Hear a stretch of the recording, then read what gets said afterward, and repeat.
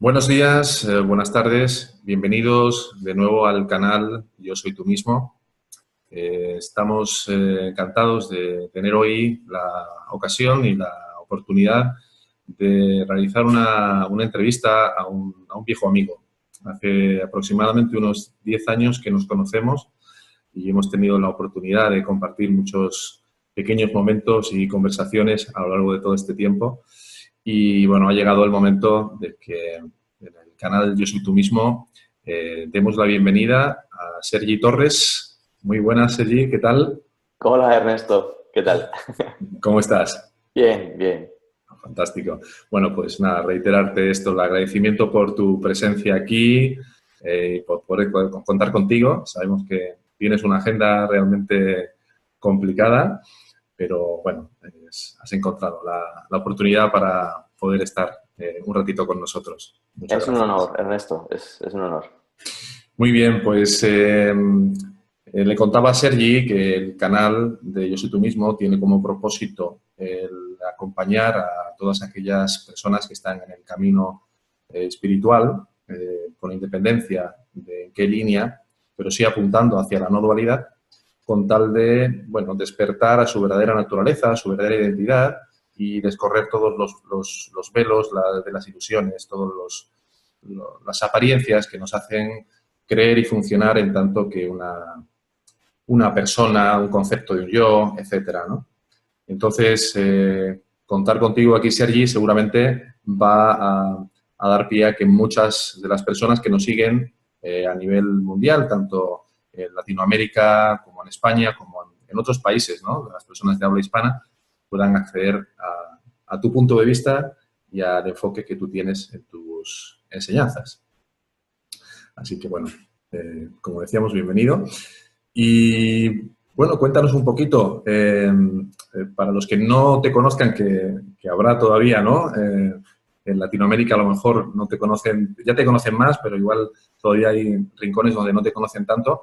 ¿Quién es Sergi Torres? No lo sé, no sé quién es. Ah, no sé cómo definirlo. Es una experiencia, estoy investigando qué es serlo.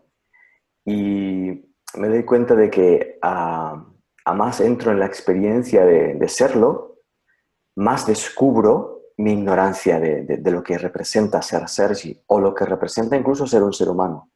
Entonces, la respuesta más acertada, la que yo veo que se acerca más a lo que es que no lo sé.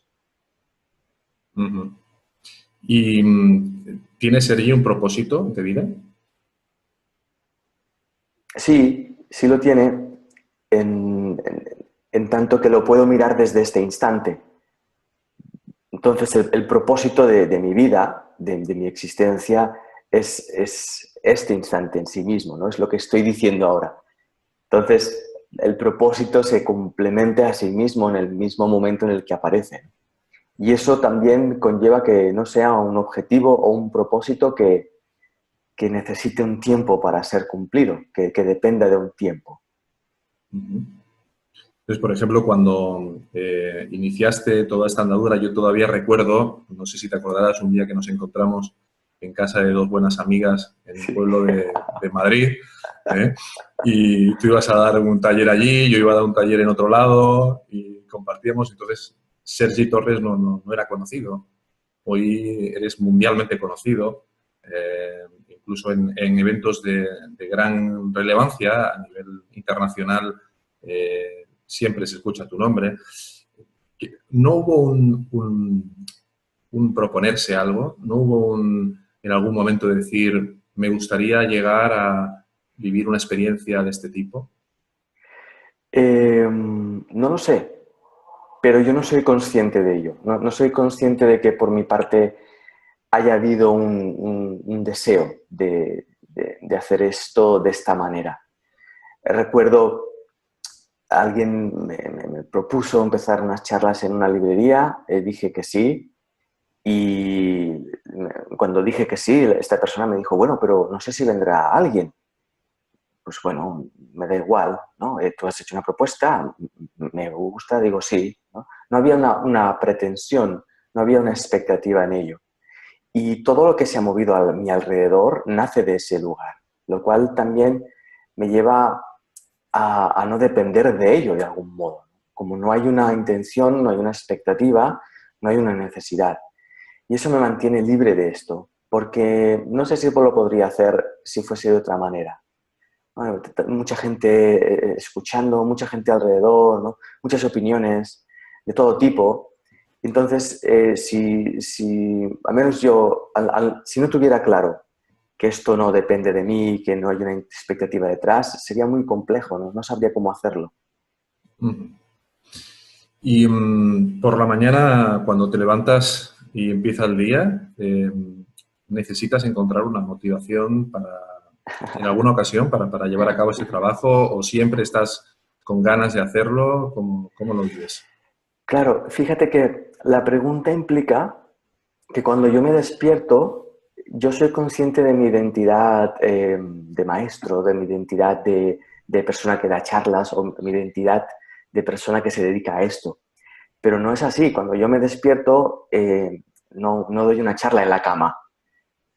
Me explico, no aparece ese papel. Solo aparece el papel pues, cuando se le requiere o se le invoca, ¿no? Por decir de alguna manera, con esta entrevista, por ejemplo, ¿no? Yo no hablo así cotidianamente, como te estoy hablando ahora. Entonces, cuando yo despierto, lo que aparece en mí es una conciencia de yo, aparece una idea de yo. Y soy consciente de cómo nace esa idea, ¿no? Aparece. Y a partir de ahí empieza a moverse a lo largo del día y va adoptando distintos roles y formas en función de la situación. Por ejemplo, el de papá. Uno de los primeros roles que aparece en el día es el de marido o el de papá, ¿no? Son los más normales, cotidianos. Es una anécdota. A lo que me dedico es una anécdota en mi vida. Aunque mucha Digamos, gente me conoce solo en esa faceta, es anecdótico. digamos que son como roles que te han tocado representar y los representas cuando se te invoca, ¿no? Como decías, ¿no? Cuando llega alguien y se dirige a ti como un maestro o se dirige a ti como un amigo, pues representas eso que llega, ¿no? En ese momento, ¿no? Eso es. Ahí tiene sentido. ¿Y hasta qué punto crees que debe haber una eh, correlación o una conexión entre todos esos roles? O sea, ¿qué Sergi se mantiene siendo el mismo en todos esos diferentes roles? En realidad, lo que es la esencia personal, el yo, el Sergi, no es estable, no es constante. Lo que es constante, y eso es muy interesante para mí, es la conciencia que es consciente del movimiento de esos roles. Hay una plataforma de conciencia a través de la cual tú puedes ser consciente cómo esos roles aparecen y desaparecen. Toman forma, se expresan, reciben, aprenden, dan, se equivocan, ¿no? Es ese movimiento, pero detrás hay una conciencia que esa es la constante. Es un espacio donde se da lugar a esa experiencia. Y en ese espacio, curiosamente, estás incluido tú, ¿no? Ahora hay un rol de Sergi que aparece, pero en esa conciencia que observa ese rol de Sergi está incluido Ernesto. Esa conciencia está siendo consciente de Ernesto. Entonces, ahí no hay una división, aunque aparentemente en mi rol personal de estar respondiendo, implica que hay otro rol de alguien que está haciendo otro papel opuesto a veces, ¿no? Y eso a veces nos confunde, ¿no? Si yo soy papá, alguien tiene que ser hijo. Si yo soy marido, alguien tiene que ser mujer o marido también, ¿no? Es como que necesito una contraparte. Y en ese sentido, la conciencia es la que une, la que hilvana, ¿no? El narrador constante, ¿no? Que está susurrando, ¿no? el momento en la Y, conciencia. y esos personajes, tú percibes desde esa conciencia que está presenciando todo ese despliegue, percibes que a veces puede haber entre esos personajes algún tipo de incongruencia, que por responder como maestro, imagínate, en una situación determinada, eso puede implicar que a la hora de funcionar como padre conlleve una manera diferente de expresarse o de responder. Ya no digo en la forma en sí, sino en la manera de pensar, en la manera de responder a las situaciones. No entiendo muy bien la pregunta. ¿Puedes ser más concreto? Sí, es decir, si tú percibes que el hecho de que se te demande en una situación determinada responder en tanto que maestro y luego tener que responder en tanto que padre o en tanto que amigo o hermano en otras situaciones, conlleva algún tipo de tener que, digamos, responder a las situaciones de maneras diferentes sin que haya una percepción por tu parte de una cohesión. Ok. Sí y no. Sí, si lo percibo desde mi perspectiva personal. Entonces veré que las distintas perspectivas que se dan en cada momento están en contradicción. No hay una unidad. Pero cuando esto está siendo vivido desde esa parte más vasta, desde la conciencia, ahí no hay conflicto con las distintas manifestaciones, como tampoco hay conflicto de que esa conciencia que está siendo Sergi esté siendo Ernesto también. No hay un conflicto. El conflicto está cuando se pierde de vista esa conciencia original y uno se identifica con el yo concreto y cree ser solo ese yo. Entonces ahí sufre de la inestabilidad de los distintos papeles, ¿no? Porque tienen distintos objetivos en el fondo, ¿no? Sí. Y ahí uno se despista y sufre y quiere ser una cosa y no la está siendo porque se siente demandado a responder de una forma que no respondería si estuviera en otra. Eso es el caos está ahí, está en la pérdida de esa conciencia de unidad más vasta. Desde donde eres, ¿no? Desde donde somos, ¿no? Vale. Así es. Tú mencionabas antes de empezar, de esa conciencia de niño, donde el niño le da igual con quién juega o cómo juega o está siendo él. ¿No? Hay una conciencia que hilvana todo, que pare, ¿no? Que da luz, todo, esa cosa concreta.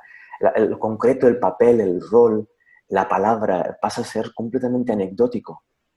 Mi pregunta iba porque el otro día en un vídeo de Rupert Spira, no sé si te suena, Sí. es un comunicador inglés, mencionaba de que una vez que se produce el despertar, se inicia un proceso de realineamiento del cuerpo, la mente y el mundo con esta comprensión o con este espacio consciente.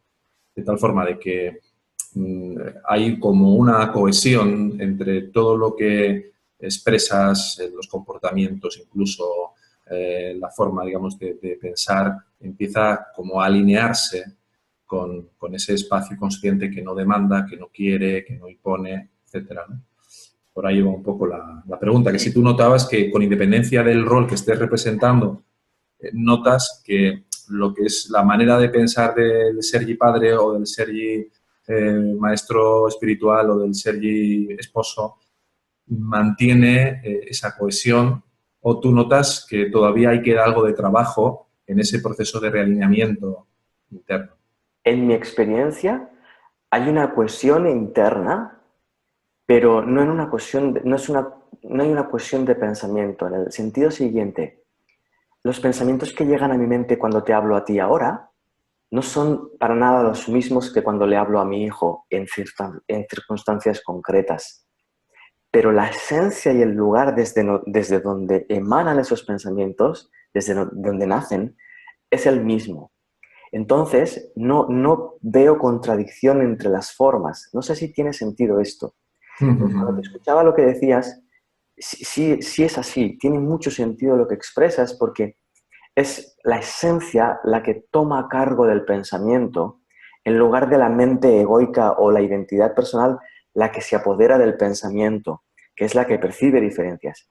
Entonces, cuando tú te expresas desde ese lugar más interno, tú puedes expresarte en distintas maneras sin que haya la contradicción, porque eres consciente de esa unidad. No sé si tiene sentido lo que acabo de expresar. Sí, te entiendo perfectamente. Bien, pues seguimos avanzando y quería preguntarte, ¿cuáles son las referencias de Sergi? Porque a veces hay personas, ¿no?, que te ven ahí en el teatro, en el hotel, dando una conferencia multitudinaria, pero muchas veces no saben cuál ha sido el recorrido que él ha llevado, ¿no? La historia espiritual, entre comillas, por dónde empezaste, qué maestros, qué referencias has tenido para llegar a esto. Es un tanto paradójica la respuesta, porque todas las referencias que yo he tenido en mi vida de calidad espiritual, ¿no? Lo que podemos decir como maestro espiritual, libro espiritual, ¿no? Situación espiritual o práctica espiritual, me llevaron finalmente a un lugar espiritual, ¿no? Ausente de referente externo y ausente de libro. Entonces, es paradójica porque gracias a todos esos referentes llegué a ese espacio, pero cuando llegué a ese espacio me di cuenta de que esos referentes no tenían nada que ver. Entonces, mi historia personal, sí, ya desde muy pequeño yo me preguntaba cosas, luego de más adolescente, mayor, tuve muchas experiencias que me ayudaron a ver mucho más allá de mi perspectiva personal de las cosas. Luego empezaron a aparecer por referentes, el libro El Curso de Milagros, un maestro, parejas.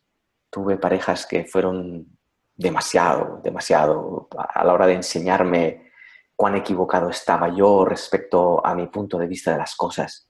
Entonces empiezas a darte cuenta de que esos referentes cada vez son más amplios y son más. Te das cuenta de que todo lo que tú recuerdas pasa a ser un referente que al final te lleva a ese punto de referencia. ¿Sí? No sé si tiene mucho sentido lo que acabo de explicar ahora, ¿no? Sí.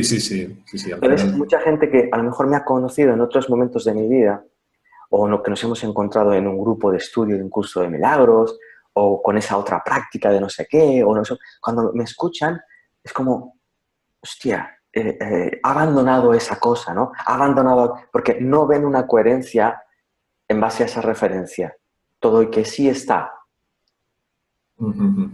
Ya, te comprendo. Bien. Y a veces, Ernesto, a veces hay sí. gente que me escribe diciendo, tú lees a Krishnamurti, ¿por qué hablas igual? No. Tú Eckhart Tolle, ¿por qué hablas igual? No. Total maestro, no sé quién es esa otra persona. Entonces, sí que veo también, ¿no? Por lo que estoy recibiendo, que hay un espacio que habla de lo mismo, ¿no? Me remite a la pregunta que hacías antes de los distintos pensamientos en base a los distintos roles. Hay un momento de que cuando llegas a ese espacio interno, también te aunas o te encuentras con aquellos que hablan desde el mismo lugar. A lo mejor estás usando expresiones completamente distintas o a lo mejor expresiones completamente iguales sin conocer a esa persona, pero que están enseñando exactamente lo mismo. Sí. De hecho, más de una vez he tenido alguna conversación con algún conocido, con algún amigo en relación al tipo de transmisión que tú llevas a cabo, ¿no? De hecho, el otro día me decía alguien que eras el Eckhart Tolle español. No sé si te lo han dicho Alguna vez. Alguna vez, ¿no? Y es por ese reconocimiento que hablaba. Sí. Y yo recuerdo cuando, creo que fue además la primera vez que nos conocimos, fue en una librería también de Málaga, El Rincón de la Luz. ¿Te acuerdas que te invitó Carolina Corada? Estuvimos los tres y luego nos fuimos al campo y pasamos los tres el día para una especie de película, ¿te acuerdas? Allí en Alozaina. Sí. Y yo recuerdo que tú venías a dar la charla en calidad de maestro del curso de milagros. En aquel momento era, digamos... Cierto. Es cierto. ¿Y qué te hizo? Porque, por ejemplo, hay maestros de un curso de milagros que siguen con ese rol, ¿no? Sí. Hay otros que se han desmarcado completamente, hay otros, como me parece que es tu caso, que lo han integrado, pero en la forma, a la hora de transmitir, a la hora de tus conferencias, de tus charlas, no te pones ningún tipo de etiqueta. ¿Qué te llevó a... ¿Hubo en ti un rechazo a tener una etiqueta o fue una elección de... ¿Cómo fue esto? Un día, en una charla en Mallorca, había 70 personas enfrente, era mi primera charla de esa multitud, yo estaba acostumbrado a 5, 10, 20 personas, y eran 70 personas que no conocían el curso de milagros, pero yo no lo sabía. Yo tenía el libro ahí en la mesita al lado, y bueno, empezó la charla, y yo iba mirando de reojo el libro, esperando el momento en el que yo tomaba el libro y leía un párrafo y enseñaba acerca de de ese párrafo y nunca se daba, y nunca se daba. Y yo no paraba de hablar, no paraba de hablar. Hasta que de repente me di cuenta de que era eso, se trata de permitirte ser usado por la enseñanza, no usarla tú. Y me di cuenta de que era lógico que no usase ese libro porque nadie ahí venía para escuchar nada de ese libro. Y me di cuenta de que la enseñanza que propone un curso de milagros no es el libro azul, es algo mucho más profundo. Y de hecho te está invitando todo el tiempo, te está diciendo el libro azul, te está diciendo todo el tiempo que esa es solo una forma, que la verdad está mucho más allá de esa forma. Incluso al final de todo, que hay una parte específica para manual de maestro, le indica muy claramente, ¿no?, que muchos son religiosos, muchos no lo son, muchos lo enseñarán con palabras, muchos sin palabras.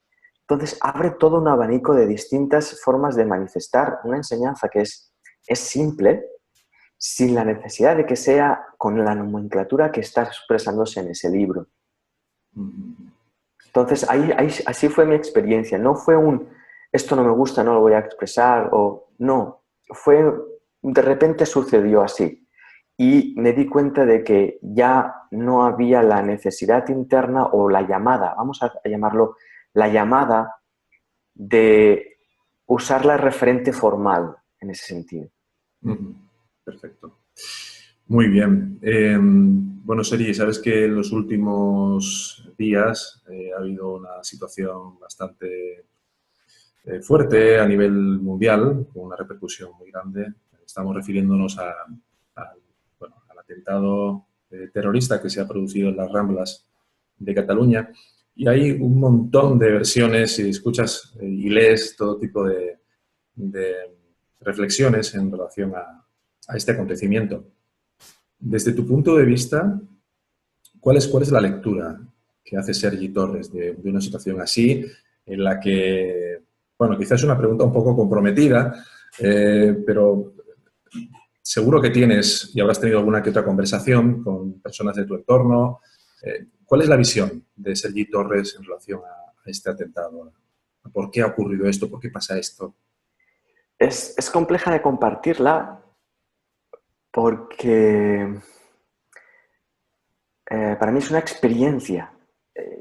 No tengo tanto una opinión al respecto, sino que experimento que lo que sucede no es más que el reflejo de mi manera de ver las cosas. Y a lo mejor no tiene mucho sentido lo que digo para muchas personas, pero lo que estoy exponiendo es que cuando yo veo esto, no veo algo ajeno a mí, veo algo que surge de mí. Entonces, puedo ver claramente el papel de las personas, puedo ver el dolor de las personas, la pérdida, los seres queridos que se han perdido, la amenaza, la sensación de vulnerabilidad. Puedo ver el odio que transcurre en ese evento. Puedo ver la incomprensión y veo todo eso expresado por todos los protagonistas. O sea, yo tomo cualquier protagonista, el policía, la víctima, el agresor, los veo todos representantes de la misma cosa, de la incomprensión, del el no saber qué es la paz, el no saber cómo se vive una vida humana en armonía. Entonces, todos esos personas representan una parte de mí que necesita ser vista, que necesita ser escuchada y que necesita ser resuelta en el sentido de asumida, de amada, de comprendida.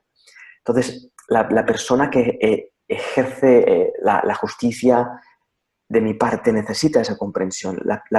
Mi parte que agrede necesita comprensión. La parte que es agredida de mí necesita comprensión.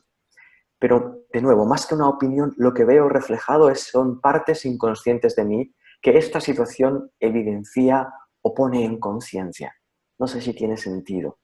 Sí, al final todo lo que vemos, ¿no?, es en una situación, si vemos víctimas o si vemos verdugos, si vemos lo que veamos, está hablando de nuestro propio estado mental y por lo tanto es abrazar eso, ¿no?, hacernos responsables de lo que vemos Y claro, aquí podrían decir, en estas líneas que conocerás del Neo-Advaita, donde se habla de que no hay un yo, de que el yo es un concepto mental que aparece X veces a lo largo del día, podrían decir bueno, que porque hay que asumir una responsabilidad por lo que se ve ahí, si realmente el yo no existe, si el yo es un pensamiento más.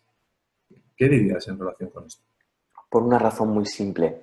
Porque mientras algo impacte en mí, es que hay una parte de yo que no estoy viendo todavía y no estoy reconociendo como no existente. ¿Qué quiero decir? Para ver que algo no existe, tengo que ver que no existe. Y no puedo ver que no existe si no lo estoy mirando, si lo estoy ocultando de mi conciencia. Entonces, si yo aplico esto como una idea, el yo no existe, como una teoría, el yo no existe, muy probablemente lo que esté haciendo es no haciéndome responsable del sufrimiento que mi yo genera, porque aún me lo estoy creyendo inconscientemente. Conscientemente ya me he dicho, ya sé, ya he leído y ya llevo 40 años de práctica de que el yo no existe. Pero inconscientemente, si hay un atisbo, una motita de polvo de reacción, algo que cuando veo, ponemos en ejemplo el atentado de nuevo, ¿no? Todo este suceso, si hay algo en mí que impacta, allí hay una parte de mí que le está dando un significado a eso que veo, allí hay un punto de vista personal que está generando un sufrimiento en mí, por lo tanto ese sufrimiento en mí lo voy a compartir hacia afuera, etcétera, etcétera, etcétera, etcétera. Entonces, así es como yo lo veo, así es como yo lo veo, que no tiene por qué ser así, así es como yo lo veo. ¿Y crees que es posible, Sergi, que pueda verse un acontecimiento de estas características como algo perfecto? Qué pregunta tan interesante y tan paradójica al mismo tiempo. Hay un nivel de la experiencia humana que aún no comprende que la vida es perfecta por el hecho de ser vida. Y no lo comprendemos porque opinamos, interpretamos, juzgamos, aplicamos nuestras ideas personales acerca de lo que vivimos. Y nuestras ideas personales acerca de lo que vivimos no son perfectas, porque cuando opinamos o tenemos ideas acerca de lo que vemos, esas ideas las pensamos separadas de la vida. Entonces no están alineadas con la vida y nos muestran errores, nos muestran desafíos, nos muestran víctimas y verdugos que no tienen nada que ver con nosotros. Y esa escisión, esa fragmentación de la realidad no nos permite ver la perfección de una experiencia singular. Cuando digo perfección, no digo que esté bien o que sea bueno. No tiene nada que ver. Cuando digo perfección es ausencia de interpretación, es contemplación. Tú contemplas algo y te das cuenta de que no tienes ni idea de lo que sucede. ¿Por qué está sucediendo esto realmente? No tengo ni idea. Por lo tanto, no puedo opinar o lo que opino no tiene ningún valor. Y cuando veo que lo que opino no tiene valor, ostras, hay una parte de mí que se abre a vivirlo. Y esa parte de mí que se abre a vivirlo comprende que yo soy la experiencia que experimento y la experiencia que experimento soy yo. Sí, no hay brechas, no hay separación. No sé si tiene sentido lo que explico. Perfección es unidad. Sí. No está bien. Está bien, es perfecto, todo está bien, todo es perfecto. Seamos honestos, si hay una parte de mí que está sufriéndolo o le está impactando, hay una parte de mí que está opinando acerca de eso. Por lo tanto, no lo estoy viendo perfecto, estoy opinando que es perfecto. Se está viendo a través del pensamiento, ¿no? A través de la propia interpretación de lo que es bueno y malo, de los modelos mentales que cada uno tiene. La verdad esencial de la vida, la simplicidad, la unidad, la paz, el presente, cuando son opinados, interpretados, intelectualizados, no son, no es la verdad, no es la simplicidad, es una comprensión particular de eso. Entonces, no la experimento. Ujú. Y hablabas antes de práctica, Sergi.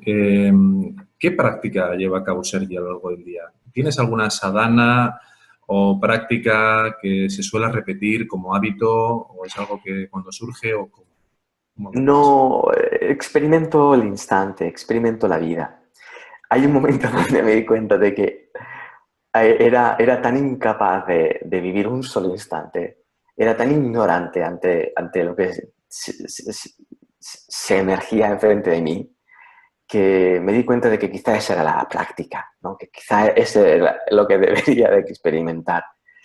El otro día compartía una charla con un grupo que está muy afiliado al yoga y me di cuenta de que vivir el instante presente, abrirse a vivir el instante presente, es yoga, es yoga.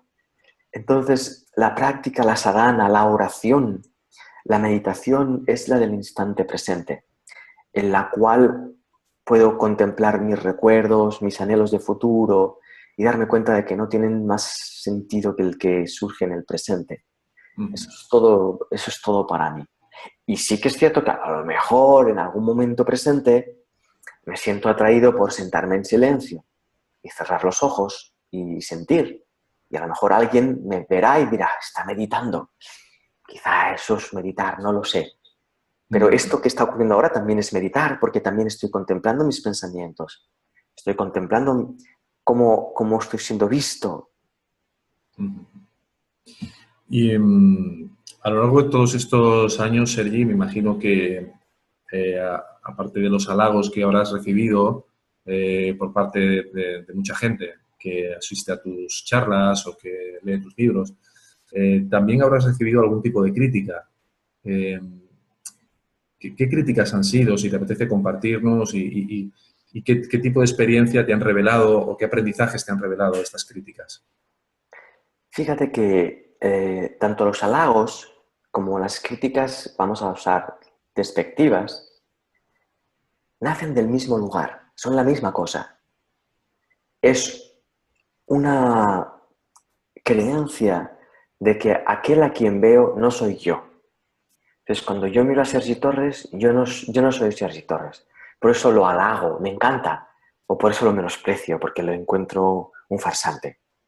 Dicho esto, dentro del aspecto despreciable, ¿no? El que desprecia a mi persona, me encuentro con ideas como de que soy un farsante o que hago esto por dinero. Son más o menos las que recibo mayormente. Y de nuevo, para mí son interesantes en ese sentido, igual que los halagos, para poder reunirme con ellas, reunirme desde dentro y darme cuenta o descubrir desde qué parte de mí yo pienso eso. Mm. Mencionabas el tema del dinero, que es un tema muy controvertido, ¿eh? ¿Verdad? En todos los ámbitos espirituales. En Eh, cualquier ámbito en realidad, pero en espiritual espiritual, como que más todavía, ¿no? Porque uno piensa que espiritual significa el concepto monacal, austero, ¿no? sí, tiene mucho que ver, ¿no? Con la idea, ¿no? Del sacrificio, de que, bueno, pues que no, el dinero representa como una contaminación de lo espiritual. Sin embargo, te pregunto algo en relación con esto, ¿no? Porque recientemente en algunas entrevistas también ha sido un tema que surge. Eh, si tomásemos, por ejemplo, como referencias, ¿no? A casos como el de Ramana Maharshi, el mismo Jesús, Buda, bueno, personas que transmitieron su mensaje, pero que no iban a buscar digamos, el hacerlo, a transmitirlo, sino que iban a ellos y ellos cantaban su canción, ¿no? Como se suele decir, y no había una petición económica en este sentido. Sabemos que son otros tiempos, que hay otras circunstancias. ¿Qué opinión tienes al respecto de esto? Un poco también en respuesta a las personas que de alguna forma critican o tienen prejuicios en relación al tema económico. Mi respuesta no nace una respuesta para aderezar lo que piensan otros. Yo estaba siguiendo el hilo de tu pregunta y empezaba a ver una respuesta, y al finalizar la pregunta esa respuesta desapareció. Porque todo el mundo es libre de entender e interpretar cualquier cosa de este mundo a su manera. Entonces, de mi parte, al terminar la pregunta que hiciste, nace un respeto, no nace una respuesta conceptual, nace respeto a lo que los demás opinan. A todas las formas, ¿no? De expresión a la hora de...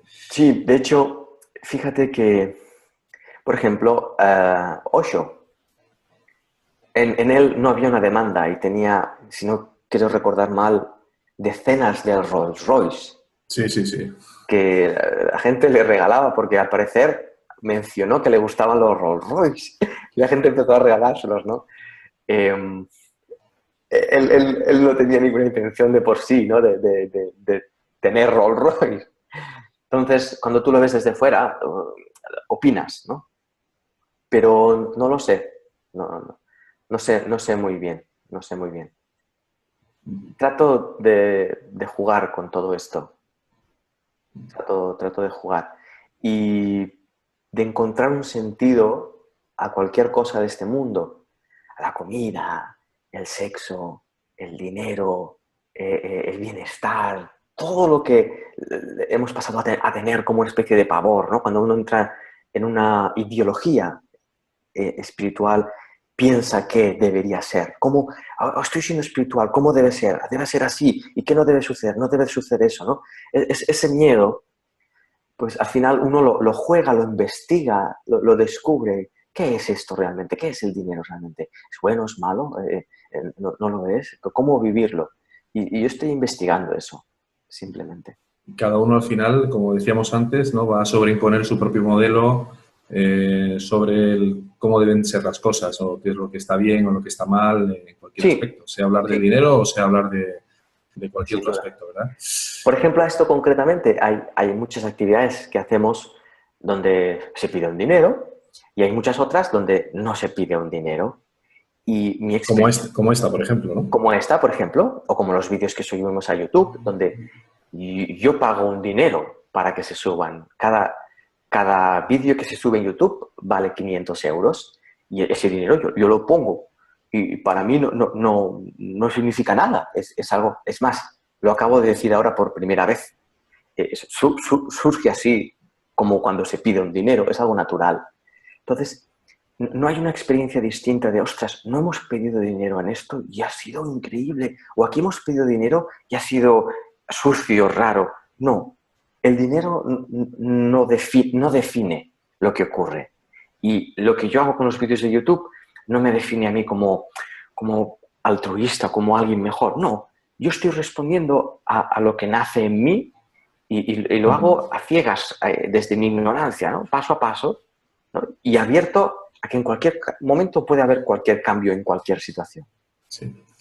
Muy bien, pues estamos llegando al final de la primera parte de esta entrevista. Vamos a hacer un pequeño descanso, si te parece, y regresamos enseguida. Ok. ¿Vale? Muy bien, Gracias. Sergi. Pues Gracias. algo que no habíamos mencionado antes es que del próximo 23 al 25 de febrero vas a estar con nosotros en Málaga, ¿verdad? Así es. Así que, bueno, A raíz de una invitación tuya. exacto. Y, bueno, pues hay mucha gente aquí en Málaga, en Andalucía, que te conoce y, bueno, a nivel nacional, que seguro que estarán deseando poder venir a compartir un taller contigo y una conferencia. Así que, bueno, ya iremos dando más información en posteriores ocasiones de este evento. Bueno, pues algo que el otro día, comentando entre los diferentes colaboradores de Yo Soy Tú Mismo, cuando hablamos de estas... ¿Qué le preguntamos a Sergi, ¿no? ¿Y qué le podemos preguntar? Era, ¿qué parte de trabajo le queda a Sergi? O sea, dentro de lo que es tu vivencia espiritual interna, ¿qué es lo que... Es algo además que muchas veces nos damos cuenta de que en cada caso hay unas cosas diferentes. o unos temas diferentes. ¿Qué sería lo más importante en lo que Sergi siente que todavía tiene un aprendizaje? Ok.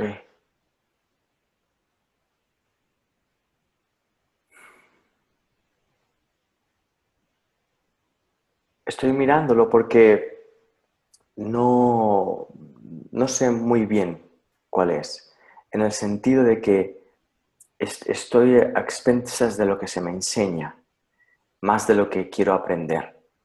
Pero sí que hay una aproximación que tiene que ver con un recuerdo completo de lo que es pre-Sergi. Me explico.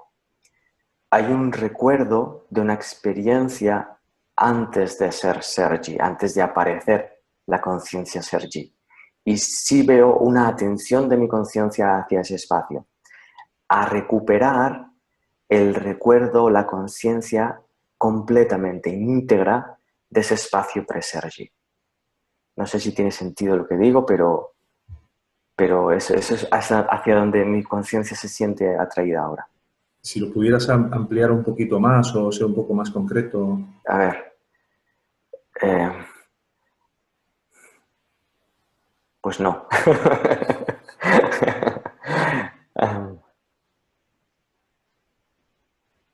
No sabría concretarlo más. Eso, supongo que es porque es lo que estoy aprendiendo. No, no sabría. Sé que hay un anhelo interno, hay una atención a recordar una experiencia ausente de Sergi. La conciencia en sí misma es eterna. Entonces, eso es paradójico lo que voy a expresar.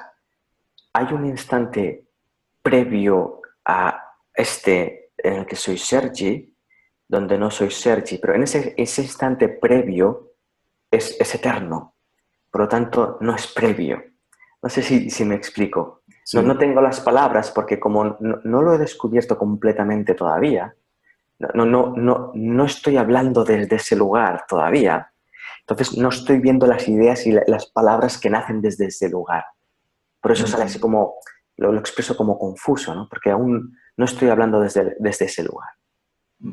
Y este lugar no tiene nada que ver con el lugar al que te referías al inicio de la entrevista, cuando mencionabas el funcionar desde la conciencia presente, desde el instante. Es Es otra algo, cosa. es algo mucho más amplio. A ver si lo puedo concretar con palabras. La conciencia que observa Sergi sigue siendo una conciencia que observa algo y puedo ser consciente de esa conciencia, pero estoy hablando de algo que no percibe y le llamo algo por llamarlo de alguna manera. Entonces, yo no sé cómo es esa experiencia todavía. La he experimentado en alguna ocasión, pero cuando yo te estoy diciendo esto, lo que estoy compartiendo es un recuerdo. Por lo tanto, no te estoy expresando la experiencia de eso. ¿Me explico? Luego, si hay recuerdos, porque eso que estaba allí también está ahora, ¿no? De alguna forma. Así es, pero mi mente no lo está experimentando ahora como ahora, sino que lo está experimentando como un recuerdo de hace un tiempo. ¿Sí? Entonces, al no estar experimentándolo como un recuerdo presente, que es lo que es, no te puedo hablar desde ese lugar, no te lo puedo describir, no te puedo compartir desde ese lugar. Entonces, te comparto desde un lugar desde donde soy consciente de que eso existe sin saber cómo es. Porque sé que hay un anhelo hacia esa dirección. Me viene una pregunta que precisamente ayer me realizaban en un grupo de estudio online que tenemos dentro del canal de Yo Soy Tú Mismo, de las enseñanzas de Robert Adams, ¿no? Que es un discípulo directo de Ramana Maharshi.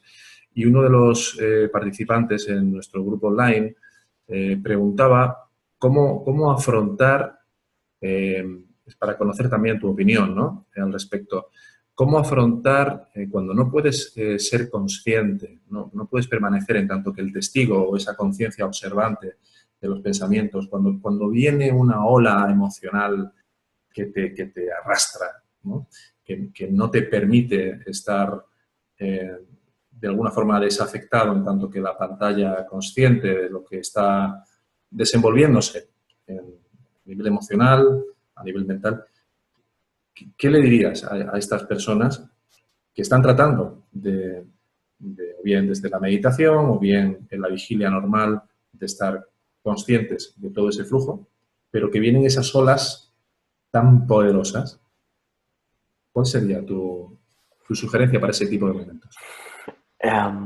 No me nace decir nada a esas personas porque no son esas personas las que me están preguntando. O sea, necesitaría alguien que me diga qué me pasa, qué hago cuando me pasa esto.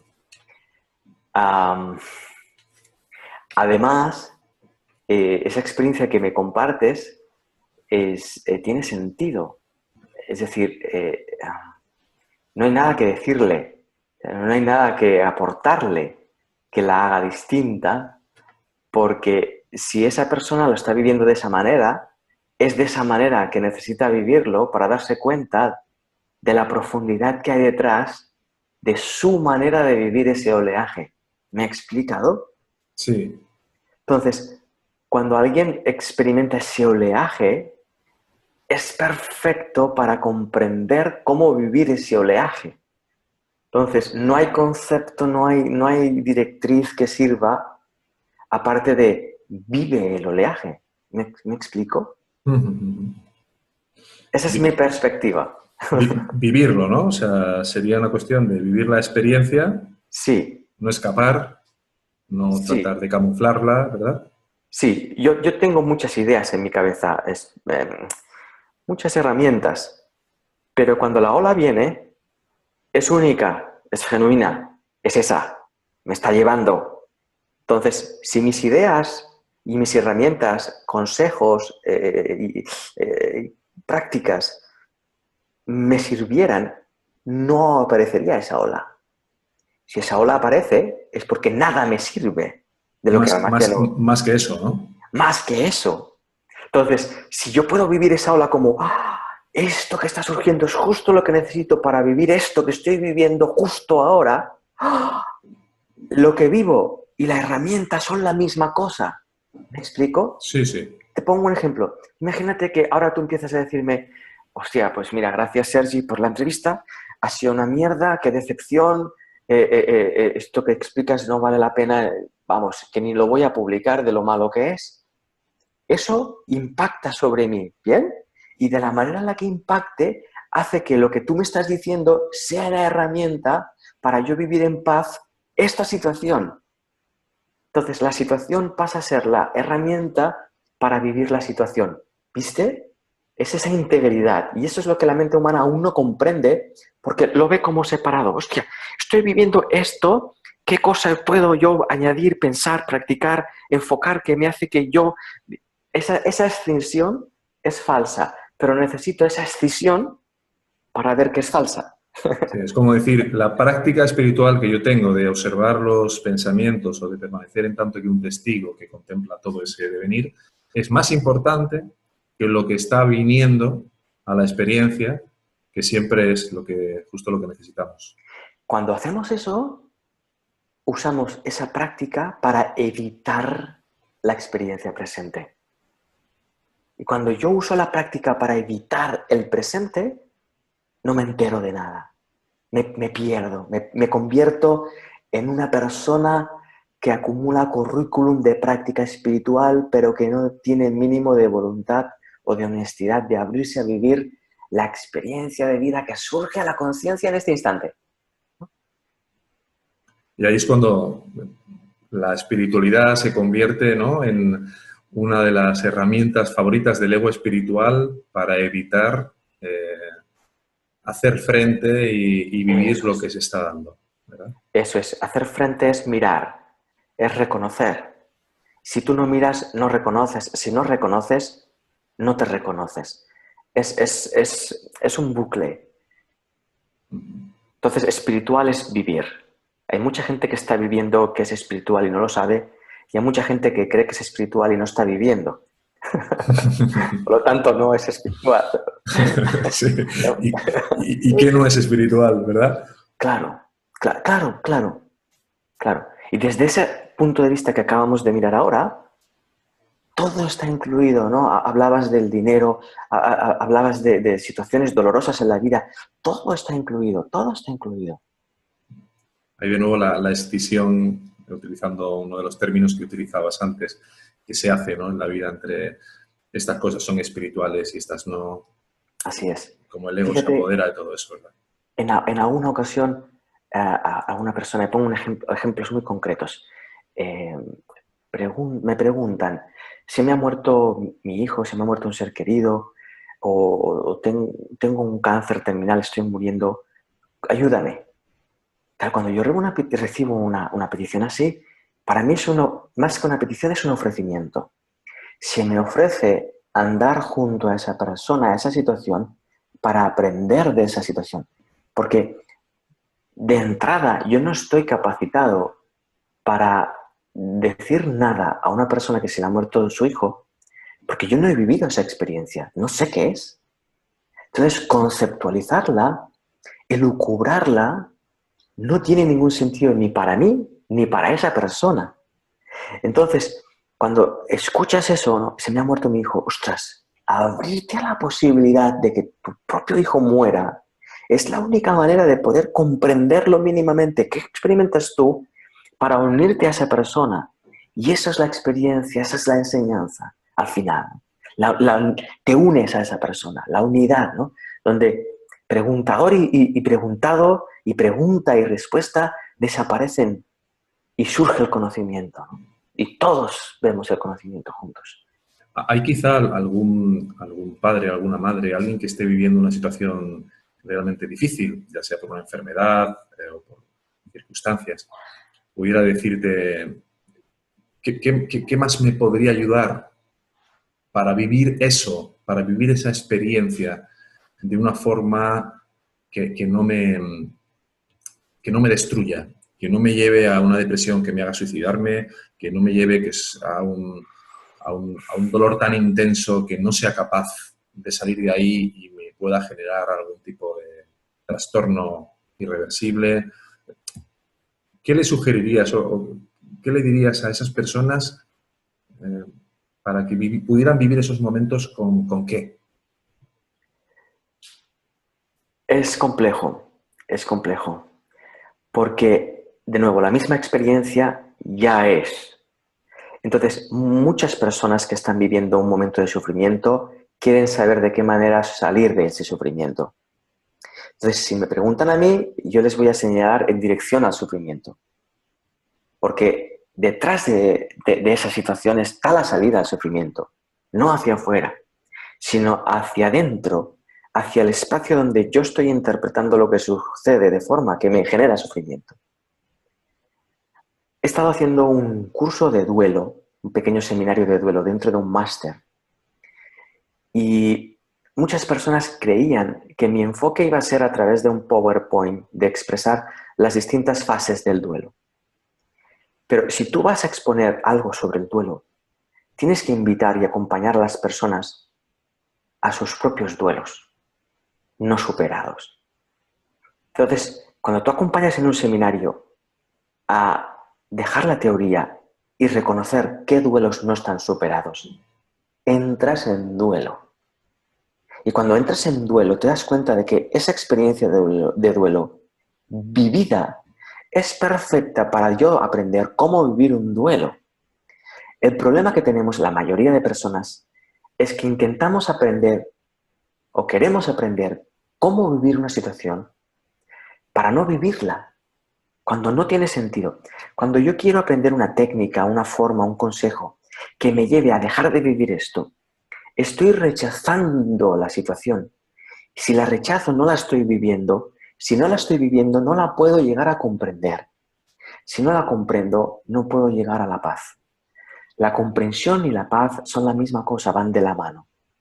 Mientras haya un recuerdo de una situación de la que yo esté huyendo, o haya una previsión de algo que yo no quiero que ocurra, porque ocurrió y no me gustó, yo no puedo vivir, no puedo estar en paz.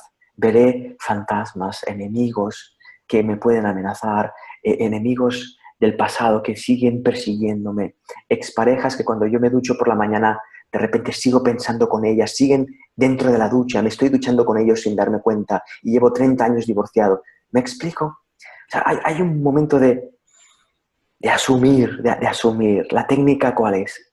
Asumir, vivir, abrirte a esa experiencia. Es doloroso, sí, pero ese dolor está ahí esperando a ser vivido para ser transformado en otra cosa. Y nadie lo puede hacer por ti. Yo no puedo enseñarle a alguien, mira, haz esto y verás. No, es mira y verás. Muy bien. Muchísimas gracias, Sergi.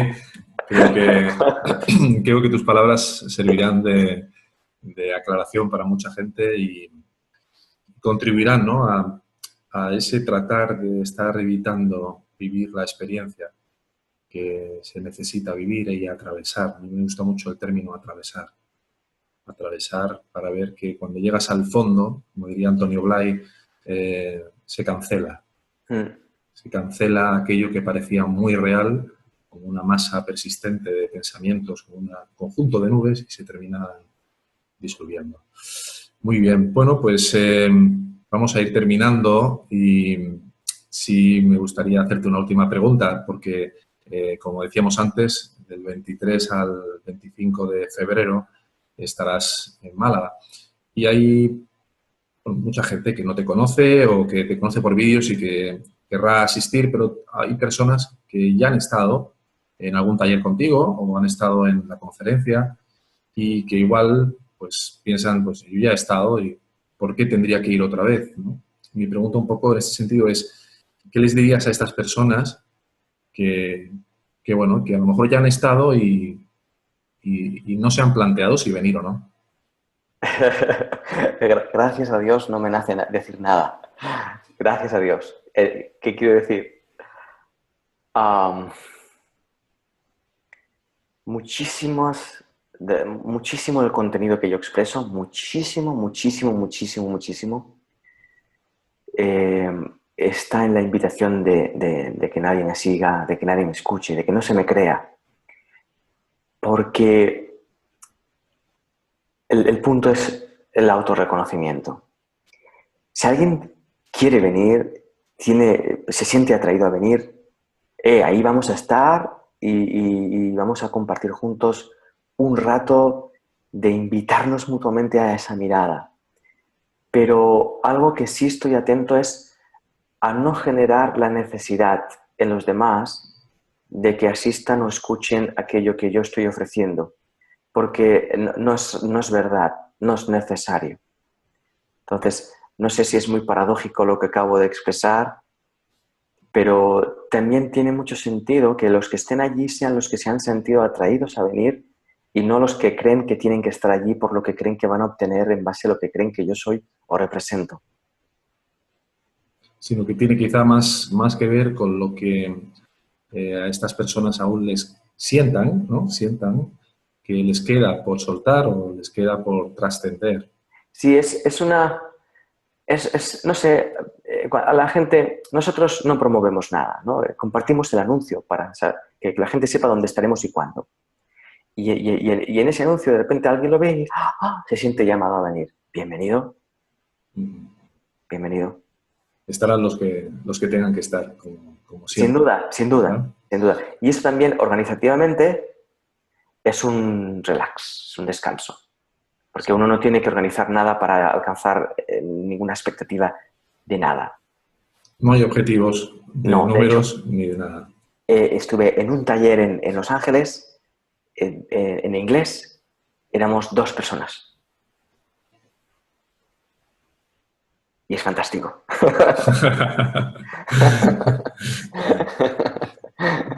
Muy bien, Sergi. Pues te agradecemos mucho desde Yo Soy Tú Mismo tu presencia aquí.